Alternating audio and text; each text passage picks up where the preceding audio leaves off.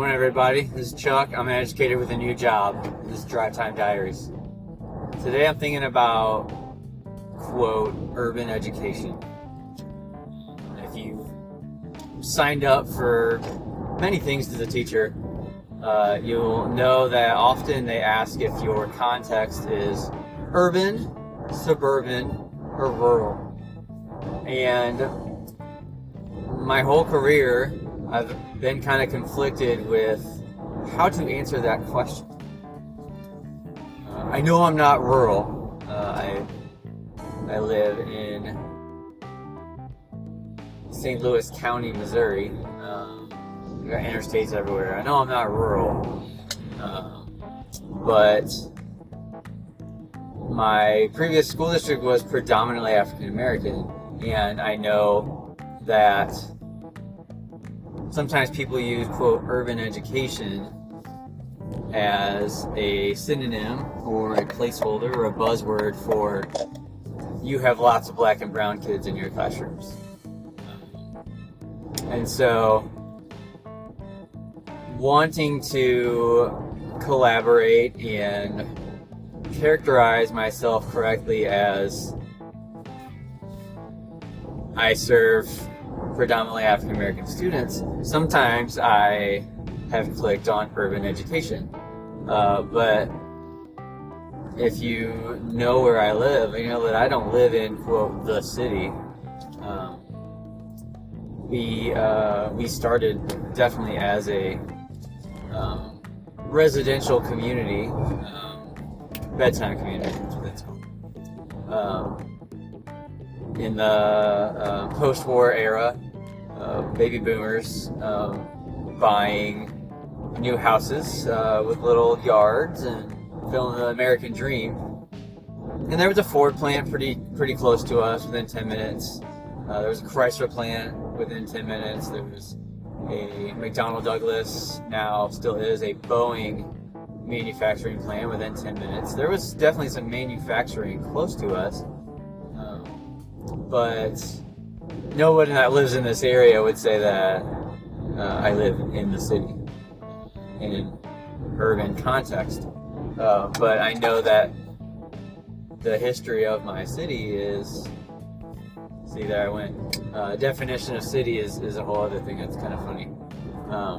But anyone who lives in the broader metro area that knew where I lived in the broader metro area would not call that, quote, the city. But they would know that there's a high African American population up there. So our history is a suburb, but the way that people think of, quote, urban education a lot of times, and the Title I and poverty and kids coming to school with trauma, all of that are included when you talk about urban education. That's been a part of the discussion at my previous school district for pretty much my whole career. My new school district, I'm actually driving south to what I have always thought of as the city. It is not technically in the city, but it borders the city. There is a very prominent revived business district along a major road really close to my school that urban planners would say is an urban feel. Storefronts brought it up right up to the street. If there's some parking, it's behind those storefronts that are on the street. Lots of activity on the sidewalk. Walkable neighborhoods. These are all urban kind of things. But I had this conversation with some of my new colleagues the other day, and they said, oh, well, this is definitely a suburb. And so I was wondering what some of you thought. You can send me a voice message if you're listening on Spotify, or you can, yeah, that's all you can do right now, as far as right now. You can send me a voice message on Spotify and sound in on this. What is the definition of urban education in your opinion? Where are the quote urban districts in the greater St. Louis area? If you've seen the album already, of my podcast, you can know that I am of St. Louis. So what do you think are the urban districts around there? What does that definition mean? And the other thing I was just going to do was I was going to ask ChatGPT what that is. So I'm going to jump over to ChatGPT and just see what the internet says.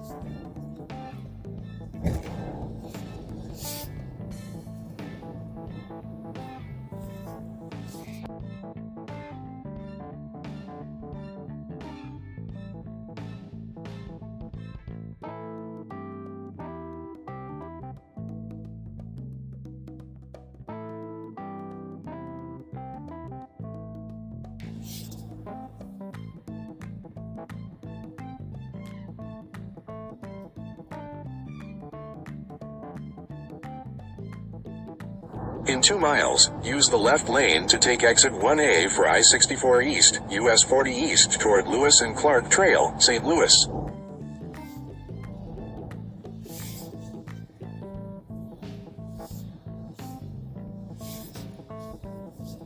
My keyboard is in the way and I'm not able to read what it says.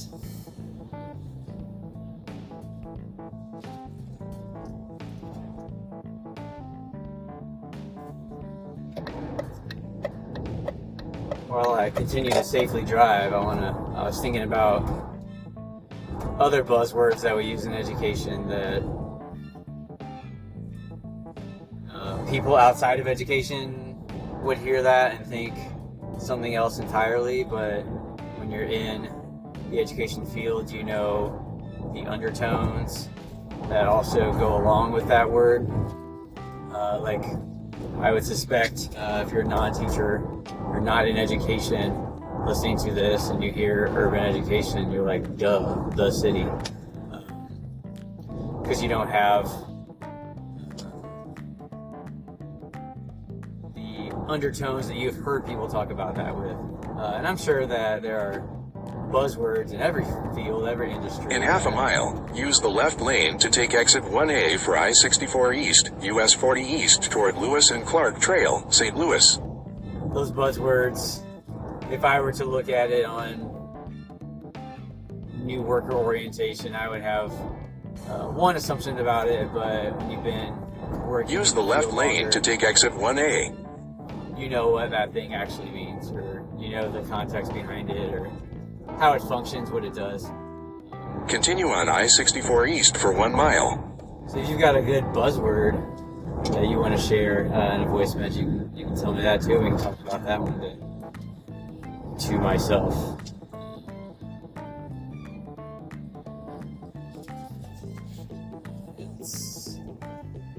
Let's see if I can get the keyboard to go away.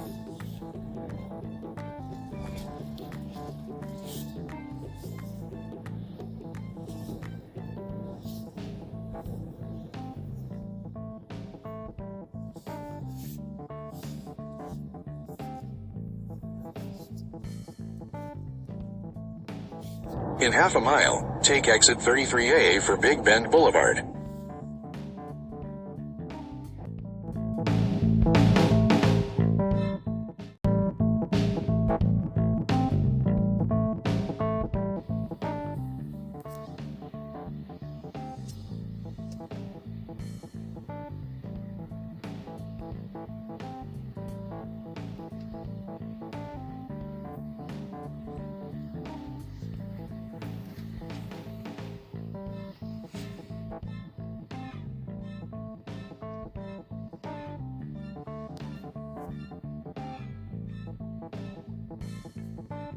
Okay, so this is what ChatGPT says about the difference between urban, suburban, and rural education. This is what it says.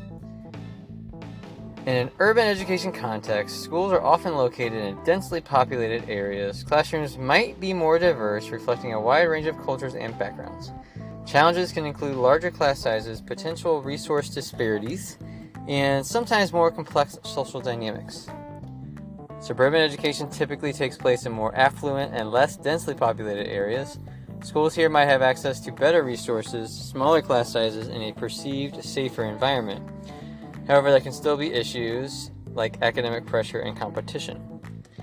Rural education, on the other hand, often occurs in remote or sparsely populated regions. Students might have fewer opportunities for extracurricular activities or advanced courses. However, there's often a strong sense of community, and teachers may need to wear multiple hats due to limited staff.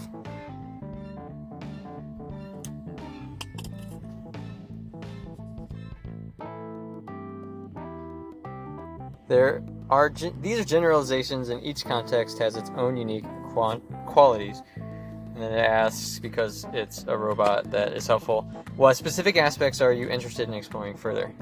So here's just what I was thinking about, going back to the urban education context. I'd say classrooms might be more diverse, which is also then often a code word for you have a lot of non-white students. It says wide range of cultures and backgrounds, which was not so much my context in my last district. But larger class sizes, check. Potential resource disparities, check. And complex social dynamics. I feel like we had that also. And then pairing that with the suburban education context, more affluent, better resources, perceived safer environment. So even though my old school existed in this, quote, suburb, there are lots of challenges with the perceived safety of those schools and tons of challenges with resource disparities compared to other districts that are more affluent. So what's really interesting actually is the the school that I'm leaving, I think according to this definition that ChatGPT has cobbled together from different sources, I feel like I was correct in checking off that as an urban education context, and I think that even though my new school district is closer to, quote, the city, that it has more in common with, it seems like maybe, it has more in common with suburban education districts. Just the trend line of how the district is growing. It's a lot of the area is gentrifying, which is bringing in more resources. It's also in a transition period still where there are some really cheap housing right next to super expensive housing. So that represents some disparity between incomes. But the group as a whole, is growing. Our class, the classes, class of 27, class of 26, 28, whatnot, those are getting larger as people are moving into the district. So that is that is a suburban education thing too. More people moving in. That's a thing that happens through the suburbs. Typically in the history of the U.S. post World War II. So that's my thoughts on urban education versus suburban education. I've always found it real interesting also that in a lot of ways rural education and urban education have a lot of similarities as far as lack of resources and in the best urban schools, community focus that rural schools also have, and also need to wear many hats is something that in my experience is also true of urban schools. Maybe it's because staff is moving in and out and we've got vacancies that they're trying to fill, and that's why someone has to wear multiple hats instead of it just kind of being designed that way in a rural district. But yeah, that's really interesting. So again, if you have your own ideas that you want to sound off on, send me a message in Spotify. I'm Chuck, and I'm a teacher with a new job. This is Drive Time Diaries. I'll see you next time.